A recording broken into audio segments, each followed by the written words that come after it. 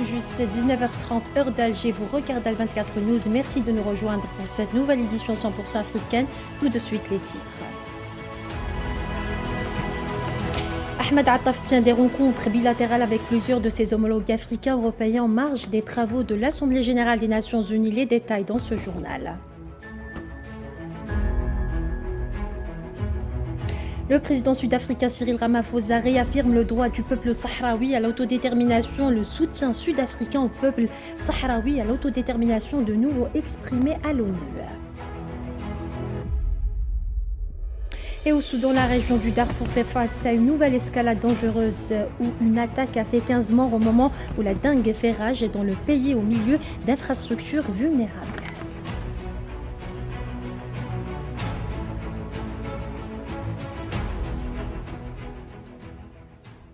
Elle entame ce journal avec cette information dans le cadre de sa participation au segment de haut niveau de l'Assemblée générale des Nations unies.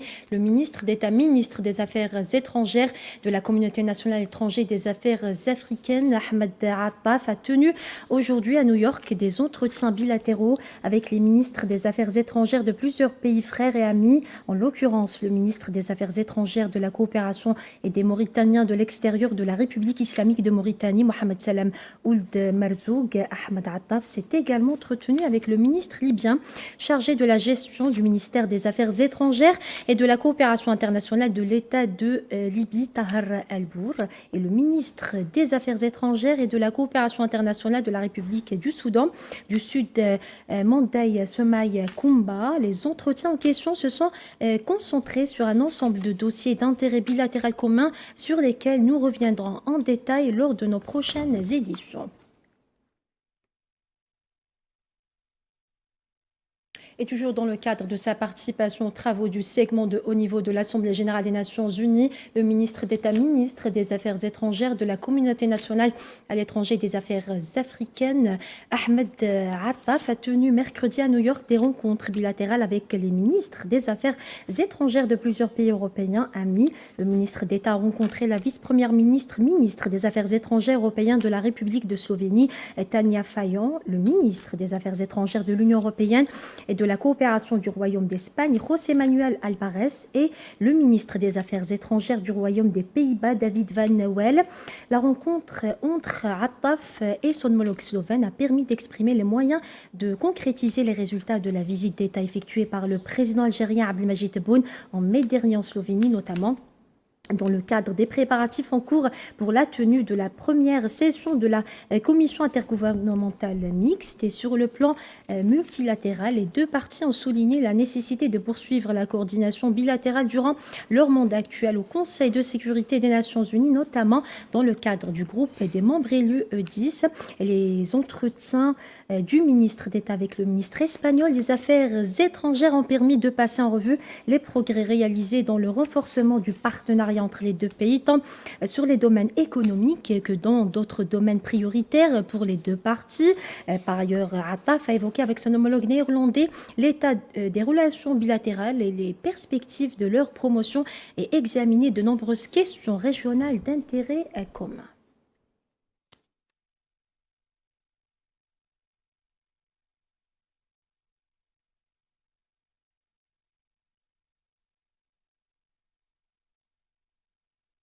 À la 80e session de l'Assemblée générale de l'ONU, l'Union africaine a réclamé une réforme du Conseil de sécurité sur les pas de l'Algérie. L'Union africaine réclame l'octroi d'un siège permanent pour l'Afrique à ce Conseil afin de renforcer son influence mondiale. Elle souligne également l'urgence d'accélérer les objectifs de développement durable d'ici 2030 et de renforcer le financement du développement pour le continent. L'Afrique mérite une adhésion à part entière au Conseil, y compris les droits de veto accordés aux autres membres permanents. Cette demande n'est ni excessive ni symbolique, c'est un appel légitime ancré dans les réalités géopolitiques actuelles et dans l'urgence de corriger une injustice de longue date, a déclaré João Lourenço, président en exercice de l'Union africaine, lors de sa prise de parole dans le cadre du débat général à l'Assemblée générale des Nations unies à New York. Je vous propose de l'écouter. Nous devons préserver l'ONU à tout prix et nous devons l'adapter pour qu'elle soit à la hauteur des réalités contemporaines à travers des réformes qui n'ont que trop tardé. À cet égard, en particulier, j'aimerais défendre ici une réforme du Conseil de sécurité conformément à la position africaine commune telle qu'elle est décrite dans le consensus des Uluwini et la déclaration de Sirte, des documents adoptés voilà 20 ans, qui demandent 2 sièges de membres permanents et 5 sièges de membres non permanents pour le continent africain au sein d'un Conseil de sécurité élargi, un conseil plus représentatif et mieux en phase avec les réalités géopolitiques de l'heure. Si cette réforme indispensable n'est pas menée à bien, une réforme qui déjà n'a que trop tardé sans aucune justification valable, nous ne pourrons pas garantir la mise en œuvre du pacte pour l'avenir adopté l'année dernière, dans lequel il était reconnu le caractère urgent de doter l'Organisation des Nations Unies d'un Conseil de sécurité plus équilibré et plus démocratique. Par ailleurs, le président de l'Union africaine a fait référence dans son discours aux nombreux conflits qui font rage en Afrique et qui, selon lui, sont le résultat de la passivité des États membres de l'ONU. Je vous propose de l'écouter. De façon honnête et sincère, au règlement de conflits dans la région du Sahel, au Soudan ou dans l'Est de la République démocratique du Congo. Pour ce qui est de ce dernier conflit, nos efforts ont permis de créer un cadre de négociation assorti de solutions pour la paix qui, malheureusement, ne se sont pas matérialisées en décembre 2024 comme nous l'espérions, mais qui restent néanmoins une plateforme valide pour continuer les efforts afin de faire cesser définitivement ce conflit.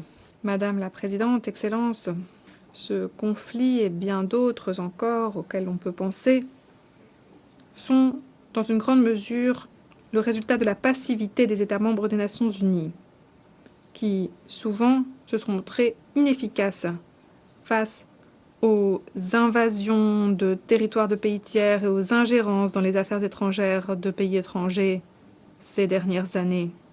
Ils n'ont pas réagi de façon ferme, déterminée. De son côté, le président de l'Afrique du Sud, Cyril Ramaphosa, n'a pas manqué d'invoquer la cause sahraoui et la nécessité d'en finir avec le fait accompli colonial marocain. Nous avons comme responsabilité, en tant qu'État membre des Nations Unies, de réaffirmer le droit à l'autodétermination également du peuple du Sahara occidental. Au Soudan, la région du Darfour fait face à une nouvelle escalade dangereuse. Une attaque de drones sur le marché d'Al-Fashir, ville du Darfour assiégée depuis mai 2024 dans l'ouest du Soudan, a fait au moins 15 morts et 12 blessés mardi soir selon une source médicale et un comité militant local. De son côté, la coordination des comités de résistance qui documentent les violences du conflit qui ravage le Soudan depuis plus de 2 ans a fait état de 27 morts et 18 blessés, dénonçant un massacre perpétrés par les forces de soutien rapide.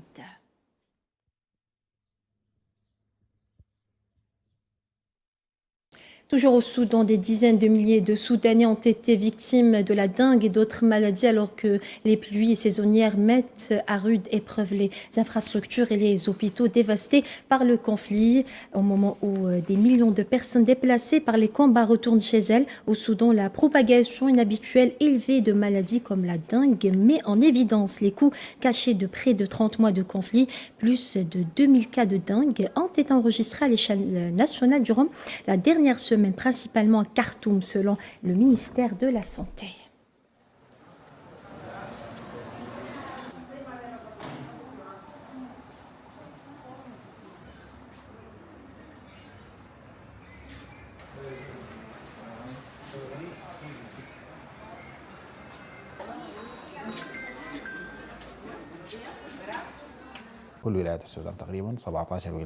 Des cas de dengue ont été détectés dans presque tous les États du Soudan, soit 17 États, et le paludisme est présent dans 18 États. Par conséquent, la campagne nationale de vaccination pour tout le Soudan nécessite le retour de ces ressources afin que nous puissions les utiliser et œuvrer dans tous les États. Le coût des équipements, des pompes et des pesticides est estimé à 39 millions de dollars pour couvrir l'ensemble du pays actuellement.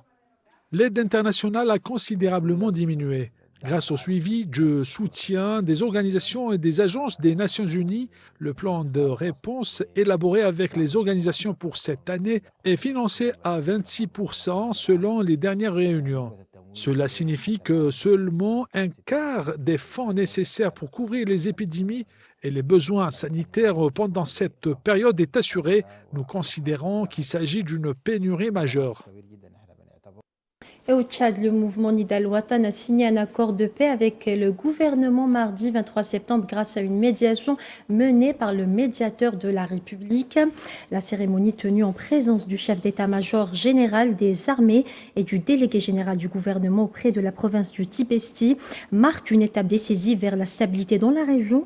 Les deux parties ont réaffirmé leur engagement à mettre en œuvre les dispositions de l'accord. Le médiateur a insisté sur le rôle essentiel du dialogue, de l'écoute et de la réconciliation pour bâtir une paix durable et renforcer la cohésion sociale au Tibesti. L'accord en question prévoit en outre l'intégration des combattants issus du comité populaire seront intégrés dans les forces de défense et de sécurité après leur formation dans les centres d'instruction. Le mouvement Difa al-Watan a signé un accord de paix avec le gouvernement ce mardi 23 septembre 2025 grâce à une médiation menée par le médiateur de la République. La cérémonie tenue en présence du chef d'état-major général des armées et du délégué général du gouvernement auprès de la province du Tibesti marque une étape décisive vers la stabilité dans la région. Les deux parties ont réaffirmé leur engagement à mettre en œuvre les dispositions de l'accord. Le médiateur a insisté sur le rôle essentiel du dialogue, de l'écoute et de la réconciliation pour bâtir une paix durable et renforcer la cohésion sociale au Tibesti. Au-delà de sa portée politique et sécuritaire, cet accord représente un espoir tangible pour les populations locales. Il devrait favoriser la libre circulation des personnes et des biens et relancer les activités économiques. La représentante spéciale du secrétaire général Anna Tété a rencontré hier à Tripoli le comité de la feuille de route formé par le Haut Conseil d'État. Des discussions fructueuses et constructives ont eu lieu sur divers éléments de la feuille de route politique. La représentante spéciale a expliqué que ce dialogue structuré servirait de plateforme à tous les Libyens de tout le pays pour discuter des questions nationales importantes et contribuer à façonner l'avenir de la Libye, en plus de veiller à ce que leur voix parvienne aux dirigeants du pays et à la communauté internationale. Et la communauté internationale envoyée en Onusienne a réaffirmé l'engagement des Nations Unies à soutenir l'unité, la souveraineté et l'intégrité territoriale de la Libye et à aider les Libyens dans leur quête d'une paix, d'une stabilité et d'un développement durable.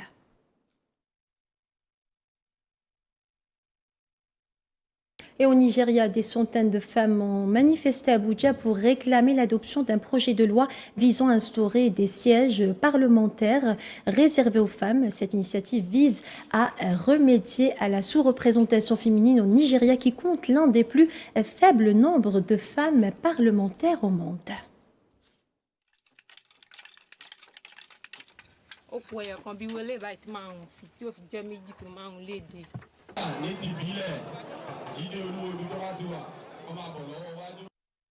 Lutte antiterroriste en Algérie, 6 terroristes ont été abattus hier soir à Tébessa par des détachements de l'armée nationale populaire selon un communiqué du ministère de la Défense nationale.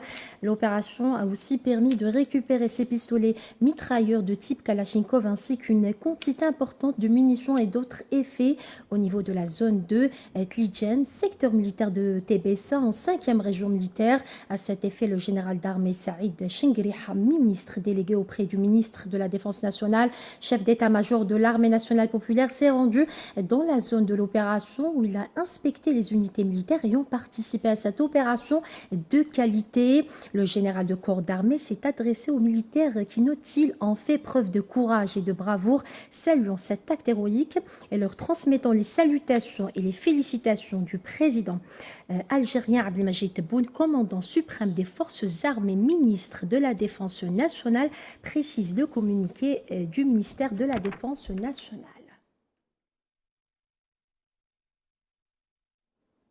Et afin de booster son économie, l'Algérie a mis en place une stratégie basée sur un ensemble de projets structurants intégrés dont la clé de voûte est la modernisation des infrastructures portuaires à Annaba. L'extension du port phosphatier est vue de près comme une phase indispensable au lancement du méga-projet du phosphate intégré. C'est un sujet signé Khareddine Batache.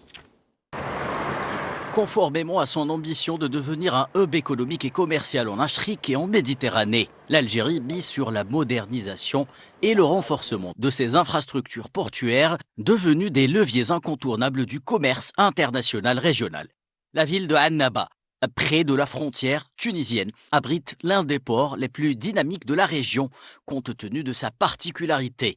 Il s'agit d'un port phosphatier. L'extension dont il fait l'objet actuellement représente un projet stratégique permettant de renforcer les capacités nationales en matière d'exploitation et d'exportation.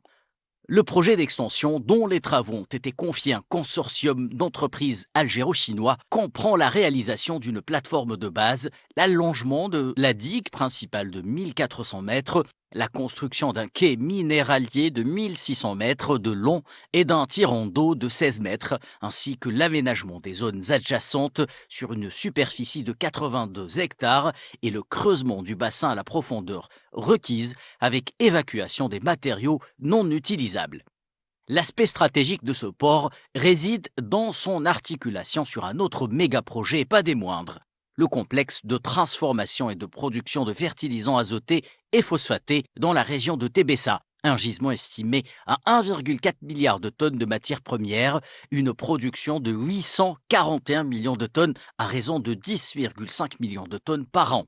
Ceci placera l'Algérie dans le top 10 des pays possédant les plus grandes réserves mondiales en phosphate. L'extension du port de Annaba fait partie d'un ensemble de projets structurants dans le secteur de la logistique. Elle s'inscrit en droite ligne avec la volonté de transformer en profondeur l'économie algérienne pour en faire une plateforme de production industrielle pouvant attirer des investisseurs du monde entier. Deux objectifs à la clé, l'autosuffisance et la réduction de la facture des importations et la promotion des exportations hors hydrocarbures. Et un mot d'économie, la valeur des accords d'investissement signés par l'Algérie lors de la 4e édition de la foire commerciale intra-africaine tenue à Alger du 4 au 10 septembre a atteint 5 milliards de dollars, soit 44% du total des accords signés durant la foire, a révélé mercredi le directeur général de l'Agence algérienne de promotion de l'investissement, Omar Rakash.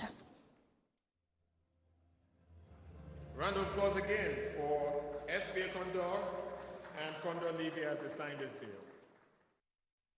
Et on clôture ce journal avec le cinéma. La ville d'Annaba, à l'est de l'Algérie, vivra au rythme du 7e art à partir de ce soir et ce jusqu'au 30 septembre grâce à un festival qui connaîtra, outre la projection de films, de nombreuses activités parallèles des plus intéressantes. Pas moins de 76 films produits dans 20 pays du méditerranéen participeront à ce festival avec l'Espagne en tant qu'invité d'honneur.